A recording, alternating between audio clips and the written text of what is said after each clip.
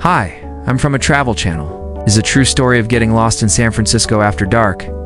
When I was traveling through San Francisco, I met these random people at a hostel. They were super fun, and we decided to go out together and explore the city that night. Our plan was to hit up some bars and clubs around the city and have a fun night out on the town. Okay, so where did we start? We started our night off by checking out a few different bars in a popular neighborhood known for its amazing nightlife. It was a really fun spot, and we had a great time just chatting and getting to know each other better. These types of things happen to me all the time. Getting lost in a new place can lead to some truly unforgettable moments, and tonight was no exception. Even though we didn't stick to our original plan, we ended up having an amazing time. Dancing in the club was exhilarating, and the experience of exploring a new part of the city after dark was, well, unforgettable. I mean, what's a night out with friends without some late-night snacks? We hit up a few different spots, and I'm happy to report that San Francisco does not disappoint when it comes to late-night eats. From burritos to ramen, we ate it all. Have you ever gotten lost in a new city? What was your experience like? Let me know in the comments below. And if you're new here, be sure to subscribe for more epic stories and check out this video next. Thanks for watching, and I'll see you in the next video. The best part about getting lost in a new city is discovering new foods and drinks. I mean, who doesn't love trying a new cuisine or a funky cocktail? We tried some pretty adventurous things, and some of them were honestly a bit questionable. But hey, that's all part of the adventure, right? The thing about getting lost in a new city is that you never know what you re-gone find. Around every corner, there's a new surprise waiting for you. And that's what makes it so exciting. I mean, you could be walking down a seemingly normal street and then suddenly stumble upon a hidden bar or a secret garden. Before you know it, you've discovered a whole new part of the city that you never knew existed. But it also makes you realize how important it is to be prepared. The streets were narrow and winding, and the buildings were tall and looming. It was definitely a bit creepy, but in a fun, adventurous sort of way. We felt like we were in a mystery movie or something. Honestly, it was super fun to get lost in the city and discover all these hidden gems. I mean, where else can you find a karaoke bar, a dive bar, and a hipster bar, all within walking distance of each other? It's these unexpected moments that make getting lost in a new city so thrilling. You never know what you're gonna find. That's half the fun. Always have a backup plan in case your original falls through, and make sure you're re-aware of your surroundings at all times. We danced, we sang, we ate, and we explored. We made memories that we'll cherish forever. But most importantly, we learned that getting lost in a new city can be scary, but it can also be incredibly exciting. If you're feeling brave, why not try it yourself? You never know what you might find. Being prepared can make all the difference between having a great time and getting into a bad situation. Just the other day, I was in Chicago and got lost in Chinatown after dark. Check out that video if you haven't seen it yet. The bars had a really cool vibe, and we felt safe there too. After all, it's a pretty touristy area. That was awkward. But overall, it was a blast. We danced until the early hours of the morning when the club finally closed.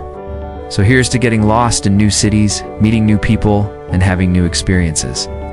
Just remember to be prepared and stay safe. First off, let's talk about the club. The energy was absolutely electric. I mean, the music was pumping, the lights were flashing, and everyone was on the dance floor letting loose. It was super fun to see all these strangers just letting go and having the time of their lives. We were actually in the club for hours, and I do want to think any of us wanted to leave. I mean, why would we want to leave when we were having so much fun? It was so wild in there. I kept dancing until my feet were aching and my throat was hoarse from screaming and singing along to all the songs. There were all these flashing lights, and the music was so loud that at one point I actually thought my ears were ringing. I swear if I closed my eyes, I would have been transported to another world. It was just so immersive and exciting. Then there was the bar. I mean, who doesn't love a good bar crawl? We went to a couple of different spots, and each one had its own unique vibe. There was the dive bar with the sticky floors and the jukebox blasting old school tunes. Then there was the hipster bar with the craft beer on tap and the live music. And of course, we couldn't forget about the karaoke bar. I mean, come on, who doesn't love karaoke? I may or may not have belted out a few off-key show tunes, but hey, the night is young and anything goes. At that point, we were exhausted but exhilarated from all the dancing and excitement. But the night wasn't over yet, not even close. There's still more exploring to do. However, those places are also packed with locals. Now let me tell you, if you thought the club was loud, just wait until I tell you about the neighborhood we stumbled upon while looking for food. We ended up in this very interesting part of the city that felt like we had literally stepped into another world. The streets were filled with people everywhere, cars honking and music thumping from every doorway. It was unlike anything I'd ever experienced before. Thing is, though, even though it was super lively and exciting, it also felt kind of dangerous. I could feel myself getting a bit scared being in this neighborhood. We walked down the street, and I could feel the eyes of everyone around us burning into our backs. Some people were staring because they recognized me from my videos. Others were just staring because, well, this is San Francisco. We couldn't help but feel like we were being judged by everyone around us. It made us want to get out of there as fast as possible, so we found a restaurant, grabbed some food, and headed back to the hostel. After a couple of hours, we decided to hop in an Uber and go check out one of the famous clubs in another part of the city. This is the part of the story where things took a bit of an unexpected turn.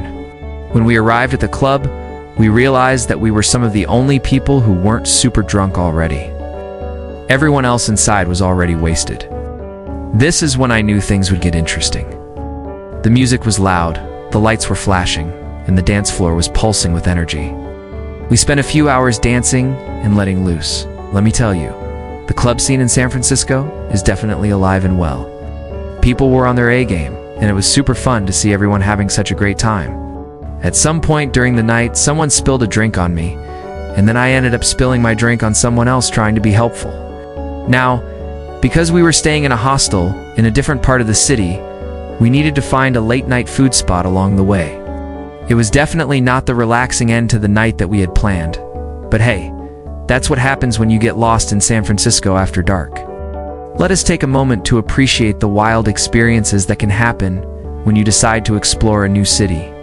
Getting lost in San Francisco after dark was definitely an adventure. Yes.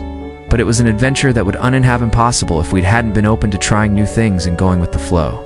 Yes. That said, let's talk about some of the wildest things that happened on our little adventure.